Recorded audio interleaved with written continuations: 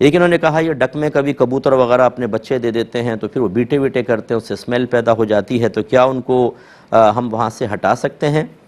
دیکھیں کبوتر میں ویسے اس کی بیٹ میں اتنی اسمیل نہیں ہوتی، اسی لیے صحابہ کرام علیہم الرضوان نے مسجد کے اندر کبوتروں کے گھونسلے نہیں ہٹائے تھے، اور وہ بیٹ وغیرہ کو صاف کر دیا کرتے تھے۔ لیکن بہرحال اگر آپ اس سے پریشان ہیں، بچے چینچی چینچی کرتے ہیں اور اس سے آپ ڈسٹرب ہوتے ہیں، تو بالکل آپ ہٹا سکتے ہیں، لیکن اس وقت کہ جب ان کے بچے بڑے ہو کے اڑ جائیں، دوبارہ وہ یا تو انڈے ہی پڑے ہوں ختم کر سکتے ہیں، یا انڈے نہ ہوں اس وقت آپ ان کا گھونسلہ ختم کریں۔ تو یہ اللہ تبارک و تعالی کی مخلوق ہے،